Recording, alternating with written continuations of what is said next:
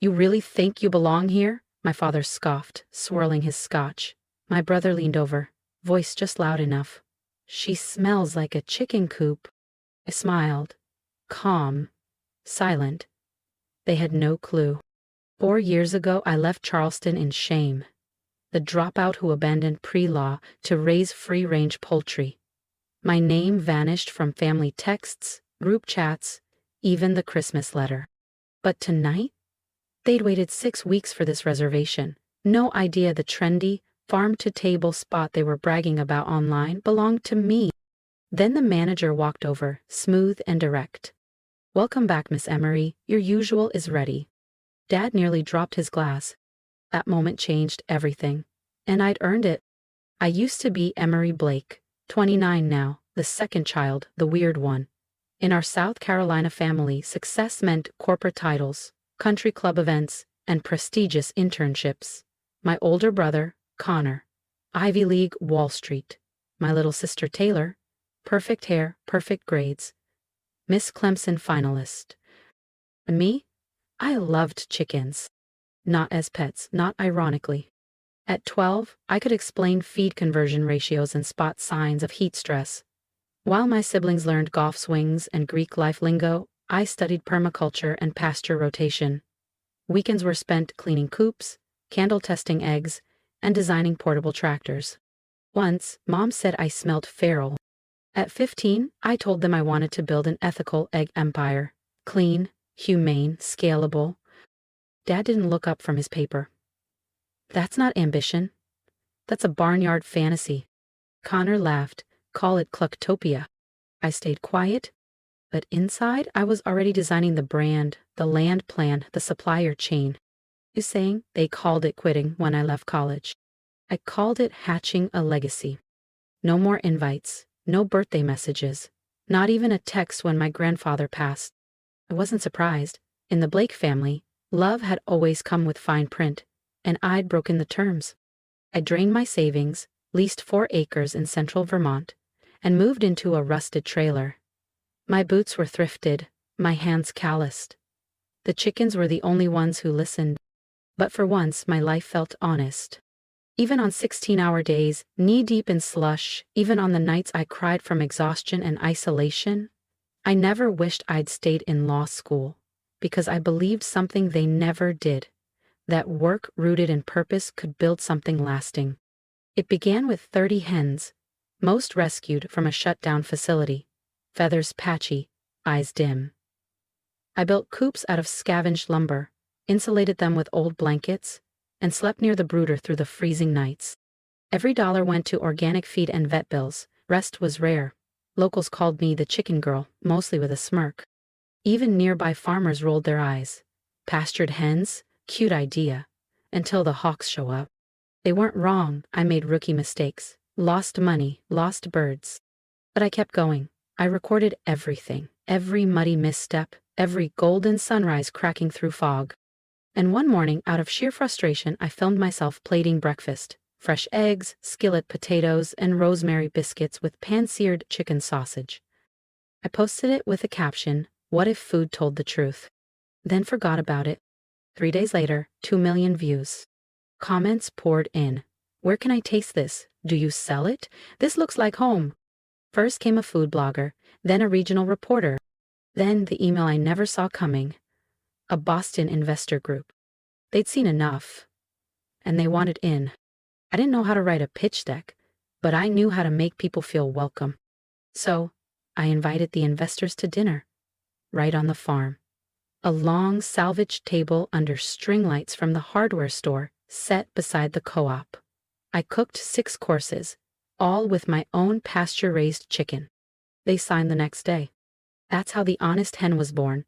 First a converted barn with 10 tables, later a full-fledged restaurant with a waitlist stretching months. People drove for hours to eat there. Some slept in their cars overnight. It was raw, it was growing. I still opened the co-op every sunrise, hands in the feed, boots in the dirt. But when I looked at my hens, I saw legacy. Not in spite of the mess, but because of it. 9 months after that dinner, we opened the first real location, a gutted hardware store just outside Montpelier, rebuilt with help from 2 local carpenters and a couple culinary school grads who believed in real food. No fancy sign, just a cast iron hen mounted over the door. But when the hickory smoke drifted from the open kitchen, when the scent of garlic herb roast and cornmeal fried thighs reached the gravel lot, they came. With lawn chairs, with stories, with 3-hour patience and word-of-mouth loyalty. I built the menu from what I lived. Herb-stuffed roast chicken, golden schmaltz potatoes, buttermilk biscuits with honey butter and pan gravy. Every ingredient sourced with care. No shortcuts, no lies. The food media noticed. Bon Appetit called it the most honest plate in New England. A New York Times piece dubbed me the Chicken Whisperer. Then came the expansion offers. Most were all wrong, until I met Gloria Sandoval, a self-made bakery mogul. And she said, let's scale this, no sellout. We did. Austin, a restored train station, 6-month wait list. Even my parents called it real dining. And I just smiled. If you've been rooting for Emery's rise from mud to legacy, don't forget to subscribe. The next chapter is when her family finally walks through the doors of her restaurant, without knowing who owns it. I'd been invited to speak on sustainability panels, farm-to-table summits, even asked to keynote a culinary tech conference. But I still refused to put my face on the website. This wasn't about me. I didn't need applause, especially not theirs. My family still hadn't called. They probably assumed I was selling eggs off a roadside cooler. They didn't realize their friends were tagging my restaurant in their foodie selfies.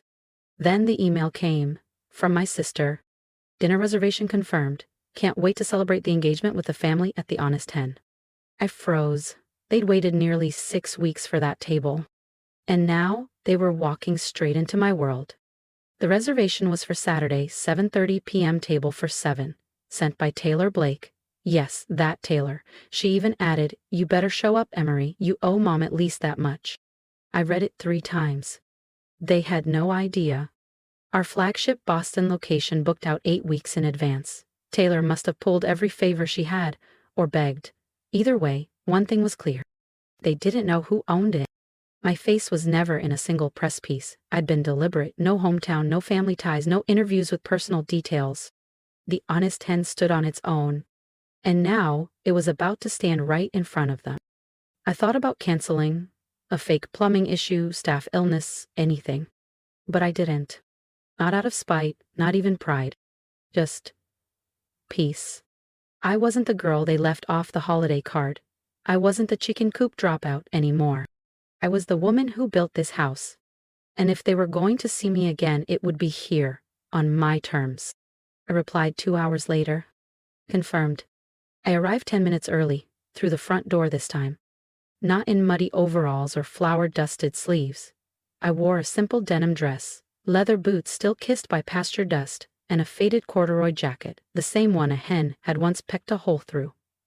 I didn't hide the scent of smoke and hay that lingered in the fabric. I wasn't here to perform. The hostess gave a soft smile as I entered. Miss Amory, she said almost in a whisper. You seat me last, I murmured.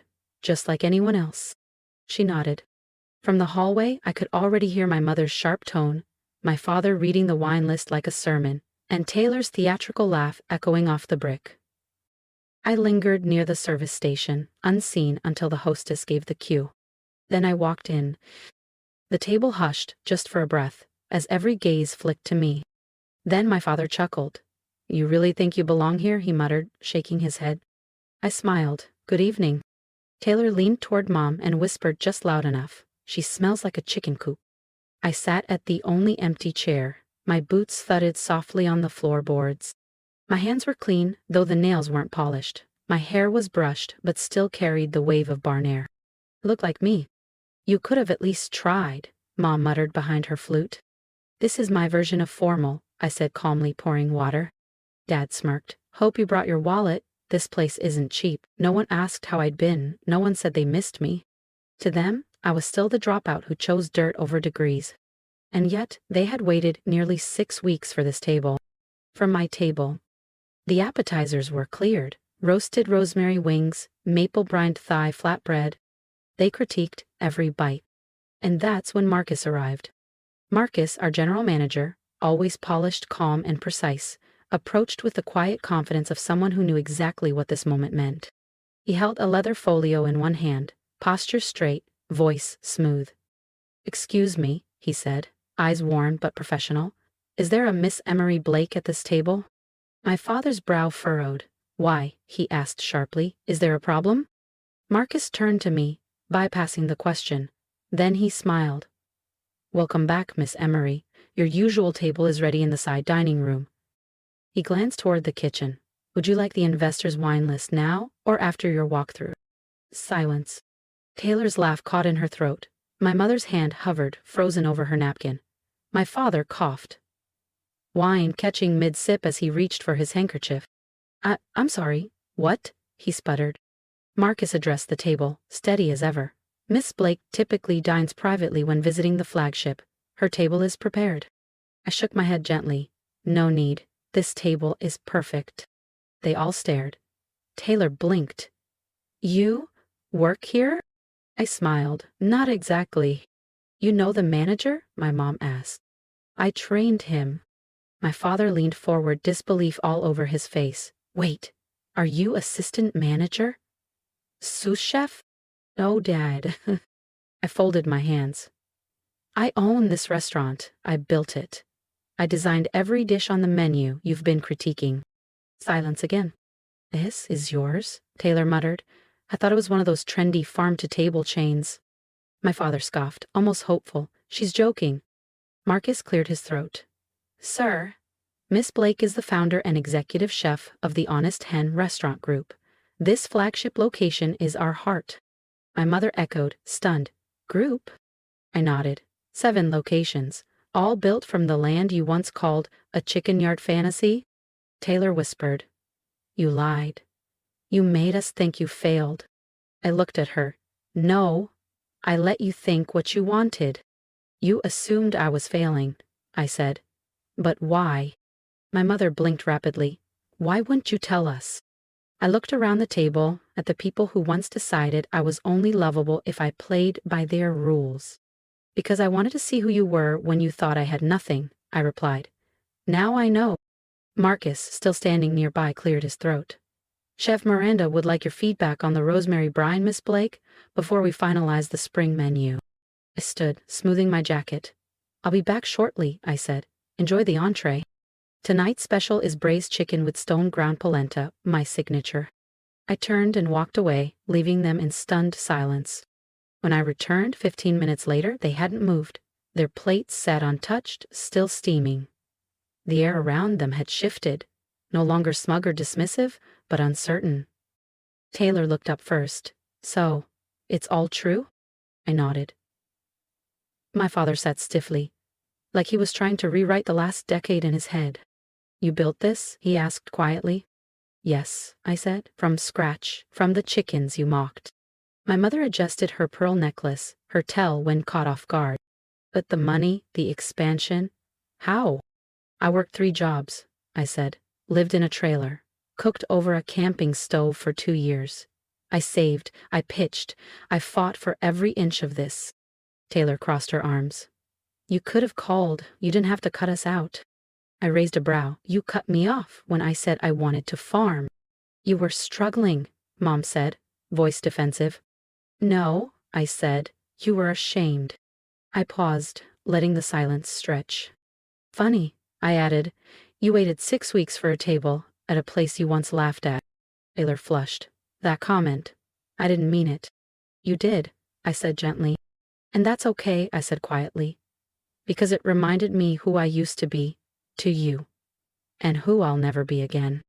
My father cleared his throat, trying to regain his footing. "What matters now is this achievement. Emery, you've built something extraordinary. I think we all want to acknowledge that." "I don't need acknowledgement," I replied. "I need respect. Not the kind that comes after a magazine feature or a booked table. The kind that doesn't disappear when the spotlight does." A pause followed. Then Taylor spoke. "So what now? You cut ties? Let this be the last dinner?" I studied her face. "No," I said at last. "But from now on, everything changes." They went still again. "If we're going to have a relationship, it will be on my terms." No more jabs about coops, no surprise at what I wear or what I earn. And no investment offers. No invitations to galas so you can parade the farm girl who made it. I'm not your showpiece. My father nodded stiffly. We understand. I'm not finished.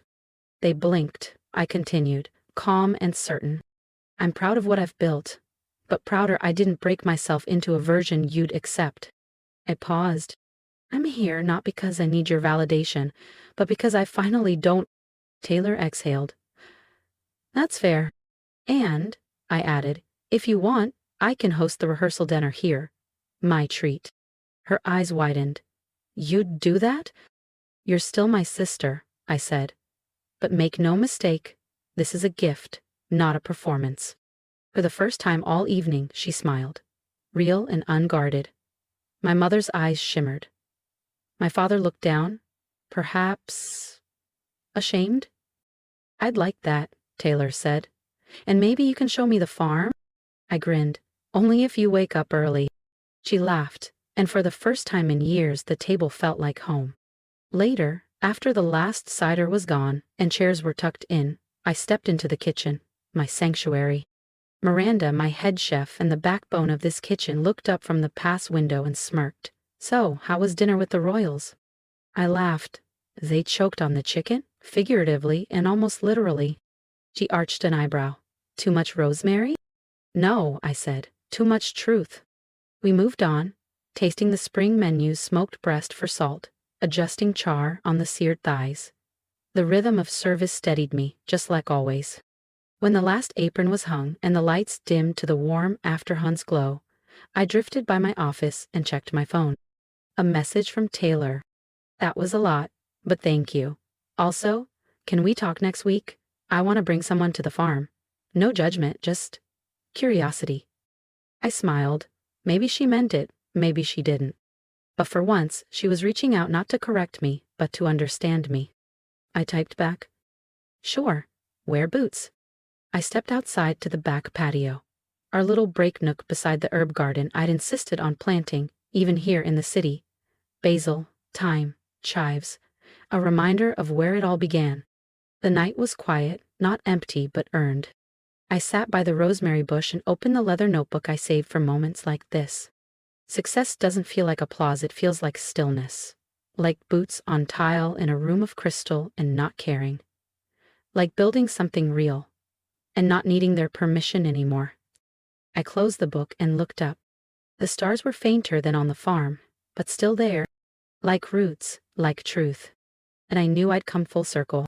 Not because they finally saw me, but because I no longer needed them to. If my story moved you, leave a comment, not just for me, but for anyone who's ever been underestimated. Tell me what you'd say to someone chasing their version of success, and if you've ever walked away from expectations to build something honest, I want to hear it. Subscribe to follow this journey, and remember, sometimes the most powerful thing you can do is stay true to yourself.